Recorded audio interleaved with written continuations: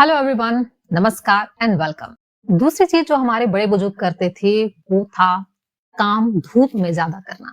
यानी वो सुबह से उठकर खेतों में जाते थे, खेतों में काम करते थे या बाहर जो उनकी एक्टिविटीज थी वो ज्यादातर बाहर में ही होती थी, ओपन एनवायरनमेंट में होती थी। महिलाएं भी जो काम करती थी उनके आंगन होते थे, आंगन में कितने सारे काम हो जाते थे, सारे काम आंगन में ही होते थे। अंदर केवल वो सोने जाते थे या बारिश के मौसम में वो ज्यादातर अंदर रहते थे। यानी धूप में काम ज्यादा करना।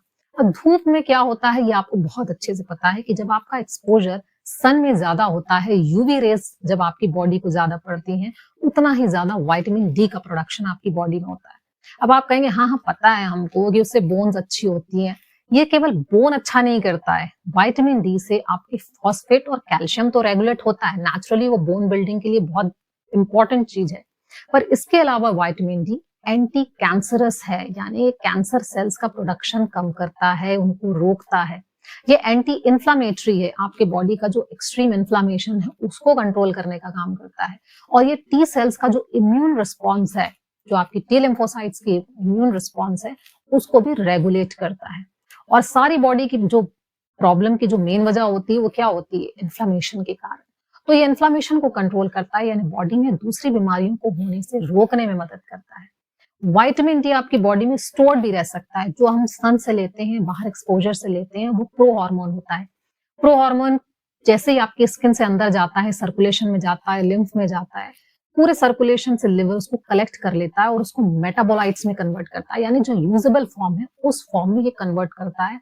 और ये विटामिन डी बॉडी में 2 महीने तक आप स्टोर करके रख सकते हैं, यानी इमरजेंसी की कंडीशन में जब आपको सन एक्सपोजर नहीं मिल रहा है, बहुत ज्यादा ठंड है, फॉग है, बारिश का मौसम है, तो ऐसे समय में भी ये स्टोर्ड विटामिन डी आपके लिए काम कर सकता है, यही सारे।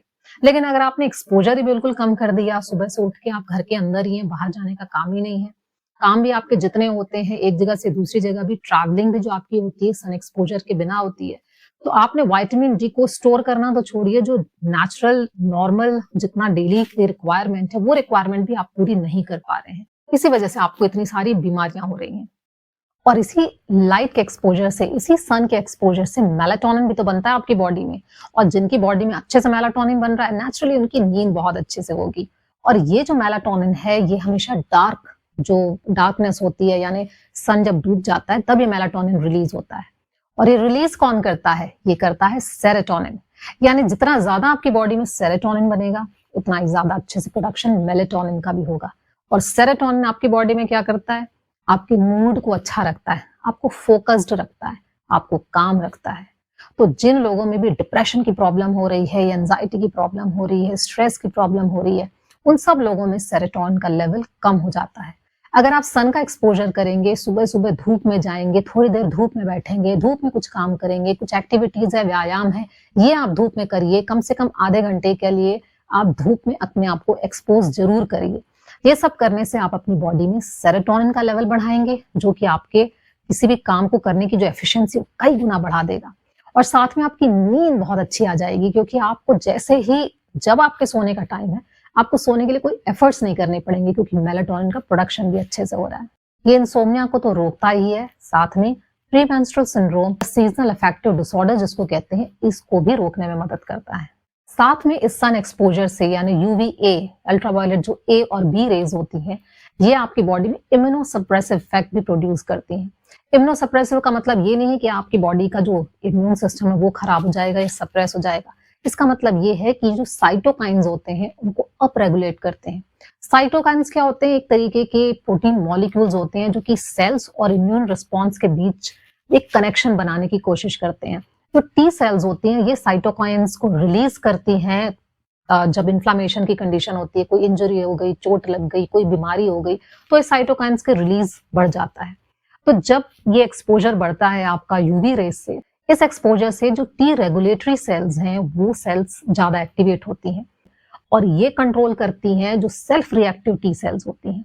ये सेल्फ एक्सप्लेनेटरी है कि सेल्फ रिएक्टिव, यानी खुद के अगेंस्ट रिएक्ट करने वाली जो टी सेल्स होती हैं, जो इम्यून सेल्स हैं, यानी कि ऑटो इम्यून डिजीज को कंट्रोल करता है। यानी आप अगर यूवी रेज ले रहे हैं सन की, तो आप ऑटो इम्यून डिजीजेस से अपने आप को बचा रहे हैं। लोगों को किसी भी वजह से, ये आजकल ऑटो इम्यून डिजीजेस इतनी टाइप की हो गई हैं कि कोई सी भी सेल्स अपने अगेंस्ट में काम करने लग जाती हैं और लोगों को अलग-अलग टाइप के सिम्पटम्स आने लगते हैं। तो आपको इन सब चीज़ों से बचाने के लिए अपने आप को सिर्फ केवल सन का एक्सपोज़र देना है। मिनिमम आधे घंटे का, मॉर्निंग का, इवनिंग का। बस इसमें आँखों का थोड़ा-सा ख़्याल रखिए अगर आप ब्राइट सन में जा रहे हैं तो। बाकी इसके अलावा आपको कोई भी एक्स्ट्रा प्रिकॉशन लेने की ज़रूरत नहीं है। और उसी यूवी रेज़ के एक्सपोज़र से आपका एंडोर्फिन्स का लेवल भी बॉडी में बढ़ता है, यानी एंडोर्फिन्स का प्रोडक्शन ज़्यादा होता है।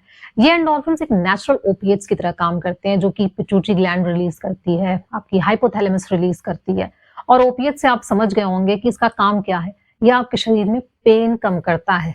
यस, लोगों को जगह-जगह पेन की अक्सर शिकायत रहती है, कहीं पे भी पेन हो रहा है, मसल्स में पेन हो रहा है, टच करो तो पेन हो रहा है। तो ये पेन्स जो है नेचुरल पेन किलर है ये एंडोर्फिन, जो कि नेचुरली आपको मिल जाता है यूवी रेज़ के एक्सपोज़र से। ये आपका स्ट्रेस कम करता है, मूड को अच्छा रखता है, एक टोटल जो सेंस ऑफ वेल बीइंग है, वो सारी चीज़ें आपको इन एंडोर्फिन से मिल जाता है और जो हमको मिल जाते हैं केवल सन एक्सपोज़र से। तो इतने सारे बेनिफिट्स हैं सन के एक्सपोज़र के कारण, इसलिए आप पहले लोगों को कभी आप स्ट्रेस, एंग्ज़ायटी, डिप्रेशन इस तरीके की बीमारियाँ कभी आपने ज़्यादा सुनी नहीं होंगी। ऐसा नहीं है कि वो बीमार नहीं होते थे, लेकिन वो उनकी बीमारियाँ जो थीं वो दूसरी वजह से थी। अगर उनको न्यूट्रिशियस खाना नहीं मिलता या फिर जो उनकी हाइजीनिक कंडीशन ठीक नहीं है, कुछ अलग वजह से बीमारियाँ थी। ये सब जो नेचुरल एक्सपोज़र वाली जितनी भी चीज़ें थी, वो उनके लिए एक स्ट्रॉन्ग डिफेंस मैकेनिज़्म की तरह काम करता था, जिसको हमने पूरी तरह से हटा दिया है और नई-नई बीमारियाँ हमको होने लगी हैं। तो इस वीडियो में इतना ही। नेक्स्ट 2 चीज़ों के बारे में मैं और बात करूँगी, लेकिन नेक्स्ट वीडियो में। So keep watching, keep sharing, and enjoy your health. Take care.